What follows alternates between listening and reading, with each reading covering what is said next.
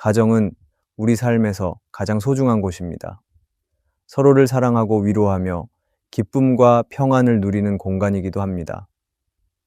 하지만 가까운 사이일수록 더 자주 부딪히고 상처를 주고받는 일이 생기기도 합니다. 익숙함 때문에 말이 거칠어지기도 하고 조심하지 않아도 된다는 마음에 상대방의 마음을 놓치기도 합니다. 그래서 누구보다 사랑하는 사람과 오히려 더 크게 다툴 때가 있습니다. 믿음이 있다고 해서 이런 갈등이 없는 것은 아닙니다. 신앙 안에 있는 가정에서도 오해와 서운함, 다툼이 일어납니다. 그럴 때 우리는 기도해야 합니다. 우리의 기도는 해결 방법을 찾기 위한 도구가 아니라 하나님의 시선으로 지금의 상황을 다시 바라보는 기회가 될 것입니다. 오늘은 가정에 갈등이 생겼을 때 우리가 어떤 마음으로 어떤 내용을 가지고 기도해야 하는지 함께 살펴보려고 합니다. 우리의 마음이 하나님 안에서 다시 평안해지고 관계가 회복되는 시간이 되기를 바랍니다. 첫째, 감정이 앞서지 않도록 내 마음을 다스리게 해달라고 기도하세요. 가정 안에서 갈등이 생기면 감정이 먼저 튀어나올 때가 많습니다. 속상하고 억울한 마음이 쌓이면 말이 점점 거칠어지고 듣기보다 말하려는 마음이 커지게 됩니다. 아무리 가까운 가족이라 해도 감정을 조절하지 못하면 서로에게 깊은 상처를 주게 됩니다. 특히 가족끼리는 감정이 더 쉽게 드러나고 더 강하게 부딪힐 수 있습니다. 이럴 때 우리는 감정을 참는 것만으로는 충분하지 않습니다. 감정을 그냥 억누르려고만 하면 오히려 나중에 더 크게 폭발할 수 있습니다. 그래서 기도가 필요합니다. 기도는 감정을 없애는 것이 아니라 그 감정을 하나님 앞에 내려놓는 시간입니다.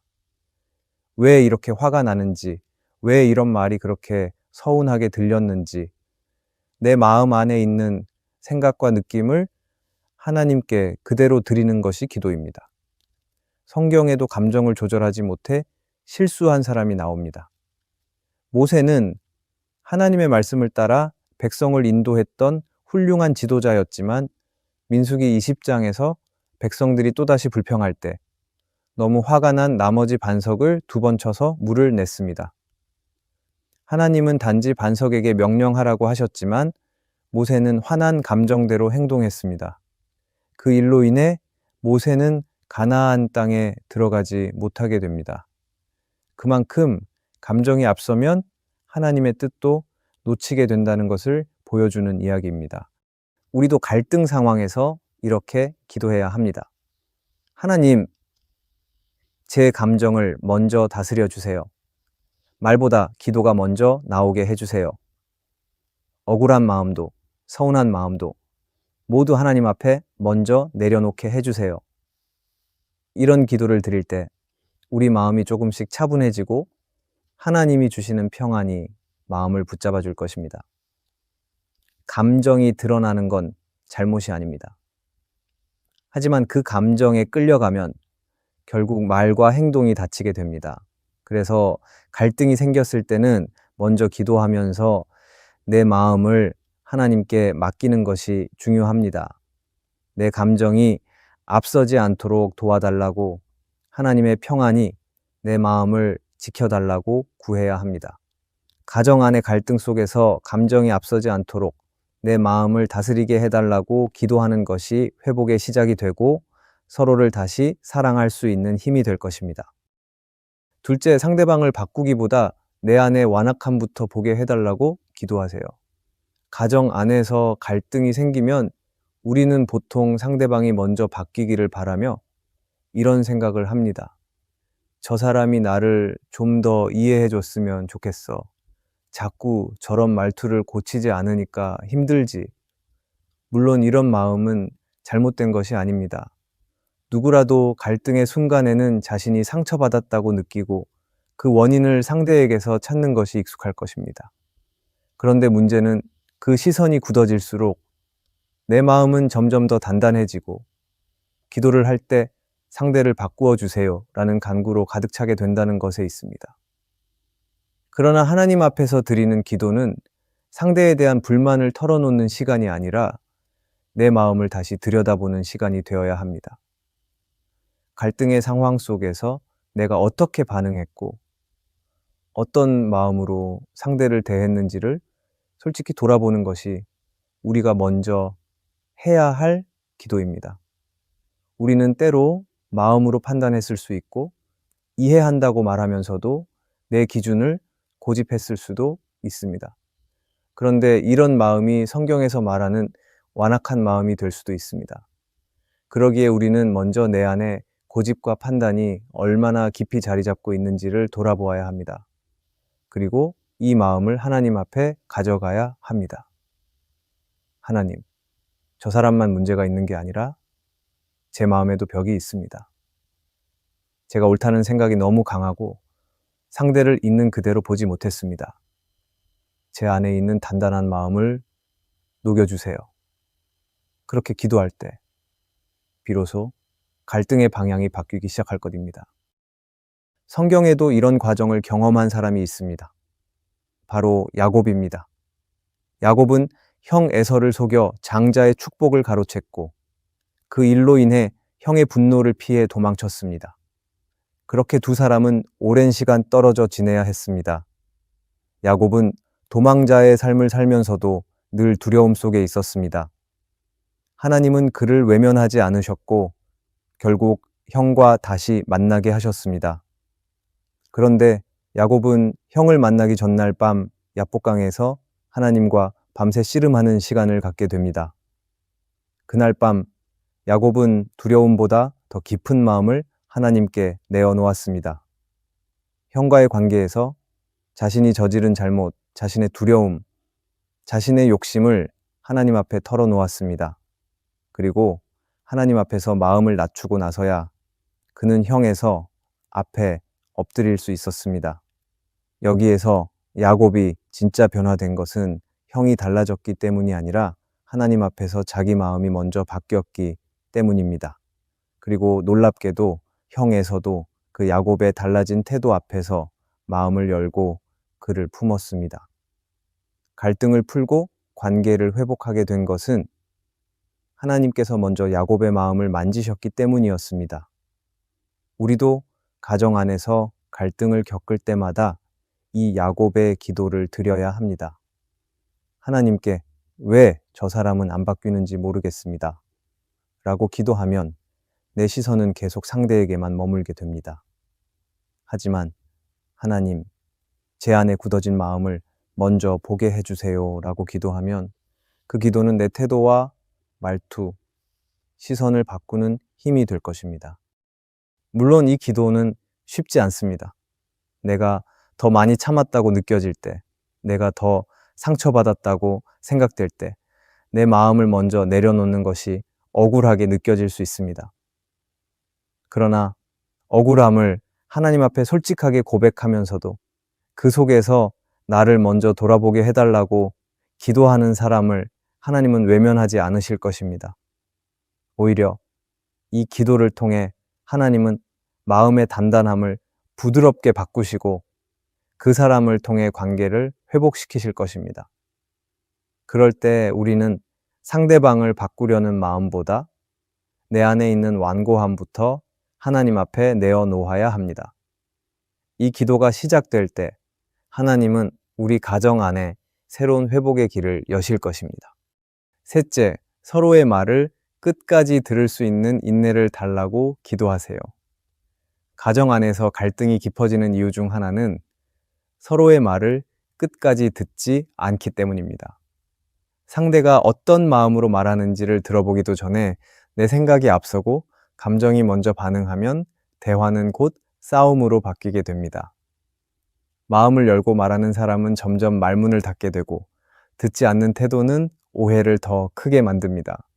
결국 해결해야 할 갈등은 더 복잡해지고 관계의 거리는 점점 멀어지게 되는 것입니다. 사실 듣는 일은 말하는 것보다 훨씬 어렵습니다. 내 입장에서 억울한 마음이 클수록 듣기보다는 말하고 싶은 생각이 더 커지기 때문입니다. 내 말이 옳다는 생각이 강할수록 상대의 말은 그저 변명처럼만 들릴 때도 있습니다. 그래서 우리는 기도해야 합니다. 끝까지 들을 수 있는 인내를 달라고, 먼저 반응하지 않고 기다릴 수 있는 마음을 달라고 하나님께 구해야 합니다. 성경에도 듣지 못해 갈등이 더 커졌던 장면이 있습니다. 열왕기상 12장에 나오는 르호보암은 백성들의 요청을 들을 기회를 가졌지만 그 말을 진심으로 들으려 하지 않았습니다. 백성들은 자신들이 겪는 어려움을 솔직하게 털어놓았지만 르호보암은 젊은 사람들의 조언만을 따르고 백성들의 말을 무시했습니다. 결국 그의 차가운 결정은 나라를 둘로 나누는 큰 결과를 불러왔습니다. 듣지 않은 한 사람이 공동체 전체를 아프게 만들었던 것입니다. 우리 가정도 다르지 않습니다. 가족이라는 이름 아래 오랫동안 함께 살아왔어도 듣지 않으면 마음은 멀어지고 함께 있어도 외롭다는 생각이 들게 됩니다. 듣는다는 것은 단순히 말의 내용을 이해하는 것이 아니라 말 속에 담긴 감정과 사정을 함께 받아들이는 것입니다. 억울한 마음, 서운한 마음, 말로 다 표현되지 않은 아픔까지도 끝까지 들어주려는 태도 안에서 치유의 실마리가 생깁니다. 어떤 분은 말합니다. 상대가 무슨 말을 하든 이미 다 알 것 같고 들어봐야 기분만 나빠질 뿐이에요. 그럴 때일수록 우리는 더 깊이 기도해야 합니다. 하나님, 듣기 싫은 말도 끝까지 들을 수 있는 힘을 주세요. 내 감정보다 상대의 마음을 먼저 보게 해주세요. 이 기도는 단지 상황을 잘 해결하기 위한 방법이 아니라 관계를 존중하겠다는 내 마음의 결단이기도 합니다. 끝까지 들어주는 태도는 생각보다 큰 위로를 줍니다. 내가 상대의 말을 끊지 않고 반박하지 않고 조용히 들어줄 때 상대는 내 말보다 내 마음을 먼저 느끼게 됩니다. 때로는 말보다 침묵 속의 경청이 더 큰 사랑이 되기도 합니다. 가정 안의 갈등을 풀어가기 위해 우리는 끝까지 들을 수 있는 인내를 하나님께 구해야 합니다. 지금 당장 이해되지 않아도 끝까지 들으려는 태도 속에서 갈등은 조금씩 풀리고 닫힌 마음도 다시 열리기 시작합니다. 내 안에 있는 조급함과 판단보다 상대의 마음을 먼저 품을 수 있는 인내를 구하는 기도야말로 관계를 회복하는 시작이 될 것입니다. 넷째, 말을 하기 전에 기도하는 습관을 달라고 기도하세요. 가정 안에서 감정이 높아지는 순간 말은 너무 쉽게 튀어나옵니다. 한 번 던져진 말은 다시 주워 담을 수 없고 아무리 사과해도 그 말이 남긴 흔적은 오래 남기도 합니다. 그래서 중요한 것은 무슨 말을 하느냐보다 언제 말하느냐입니다. 급한 마음으로, 억울한 감정으로, 준비되지 않은 상태에서 쏟아낸 말은 결국 서로를 더 다치게 만들 뿐입니다. 그래서 우리는 기도해야 합니다. 말을 하기 전에 기도하는 습관을 갖게 해달라고, 내 감정보다 하나님의 지혜가 먼저 떠오르게 해달라고 간구해야 합니다. 순간의 말보다 하나님 앞에서 한번 멈추는 그 시간이 훨씬 더 중요할 때가 많습니다. 단 10초라도 말하기 전에 하나님을 바라보는 그 시간은 상황을 바꾸는 결정적인 순간이 될 수 있습니다. 사실 말하기 전의 기도는 단순한 지혜의 문제가 아니라 마음의 태도와 깊은 관련이 있습니다. 내가 지금 무슨 말을 해야 할지 하나님께 묻는다는 것은 곧 내가 이 상황을 내 힘이 아니라 하나님의 인도하심으로 해결하고 싶다는 고백이기도 합니다. 그리고 그 기도가 쌓일수록 나의 말은 점점 부드러워지고 상대를 살리는 말로 바뀌어가게 됩니다. 성경에 나오는 느헤미야는 말을 시작하기 전에 늘 기도했던 사람입니다. 바사왕 앞에서 유대 땅의 상황을 전할 때도 그는 먼저 속으로 하나님께 간절히 기도했습니다. 짧은 순간이었지만 그 기도는 그의 말에 힘을 더했고 결국 왕의 마음을 움직이게 했습니다. 말하기 전에 기도한다는 것은 하나님께 의지하는 믿음의 표현이며 동시에 지혜로운 말의 시작입니다. 팀 켈러는 자신의 책 기도에서 이렇게 말했습니다. 기도는 하나님과의 대화를 통해 마음을 정돈하는 일입니다. 기도하지 않은 채 하는 말은 종종 우리의 감정이 만든 말이 됩니다. 이 말처럼 감정이 앞서서 하는 말은 때로는 진심을 왜곡시키고 오히려 관계를 더 어렵게 만듭니다. 하지만 기도는 내 마음을 정리하고 내가 해야 할 말과 하지 말아야 할 말을 분별하게 해줍니다. 어떤 사람들은 이렇게 말합니다. 급한 상황인데 언제 기도하고 있나요? 말해야 될 땐 말해야죠. 이것은 맞는 말처럼 들릴 수 있지만 사실 가장 급한 순간이 가장 기도가 필요한 시간일 수도 있습니다. 너무 늦게 기도해서가 아니라 너무 빨리 말해서 더 큰 갈등이 생기는 경우가 얼마나 많은지 우리는 알고 있습니다. 그래서 진짜 지혜로운 사람은 말보다 기도가 앞서는 사람입니다. 하나님은 말로 이기는 사람이 아니라 기도로 이겨내는 사람을 통해 가정을 회복시키십니다. 내가 하고 싶은 말을 참아내는 것도 어렵지만 그 순간 하나님을 먼저 바라보는 결단이 있을 때 가정의 분위기는 달라지기 시작합니다. 내 말로 상대를 꺾기보다 기도로 내 마음을 다스릴 수 있는 사람이 될 때 하나님은 그 가정 안에 은혜의 질서를 다시 세워 가십니다. 우리는 이 기도를 매일 드려야 합니다. 하나님, 말하기 전에 먼저 기도하게 해주세요. 감정이 앞서기 전에 제 마음을 하나님께 먼저 맡기게 해주세요. 이 기도가 습관이 될 때 우리의 가정 안에는 점점 더 부드러운 말과 따뜻한 분위기가 자라나게 될 것입니다. 가정에서 갈등이 생기는 것은 특별한 일이 아닙니다. 누구나 서로 다르고 각자 느끼는 감정과 말의 무게도 다르기 때문에 때로는 부딪히고 실망하고 마음이 멀어질 수 있습니다. 그러나 중요한 것은 그 갈등 앞에서 우리가 어떻게 반응하느냐입니다. 감정이 앞설 때 잠시 멈춰 기도할 수 있는 사람, 상대방을 탓하기 전에 자신의 마음을 돌아보는 사람, 말보다 듣는 태도를 먼저 배우는 사람을 통해 하나님은 가정을 회복시켜 가십니다. 하나님은 우리가 완벽해서 일하시지 않습니다. 오히려 부족하고 연약하기에 기도하며 그분께 의지할 때 가정 안에 진짜 화해와 회복의 역사를 이루십니다. 갈등이 깊어졌다고 느껴질수록 말이 아닌 기도로 그 상황을 다시 바라보시기를 바랍니다. 그 기도가 우리 가정의 분위기를 바꾸고 닫혀있던 마음의 문을 다시 열게 할 것입니다. 오늘의 말씀이 은혜가 되셨다면 댓글에 아멘이라고 적어주시면 감사하겠습니다. 여러분들이 남겨주시는 댓글은 정말 큰 힘이 됩니다. 그리고 여러분들이 눌러주시는 좋아요와 구독도 큰 힘이 됩니다. 오늘도 함께 해주셔서 감사합니다. 기도하겠습니다. 하나님, 가정 안에서 때때로 지치고 외로운 마음을 주님 앞에 내어놓습니다. 말하지 못한 속상함도 표현하지 못한 사랑도 주님은 아시지요. 저희의 작은 마음에 주님의 평안으로 찾아와 주세요. 서로를 있는 그대로 바라볼 수 있는 넉넉한 마음을 부어주세요. 흔들리는 날에도 주님이 함께 하신다는 믿음으로 하루를 견디게 해주세요.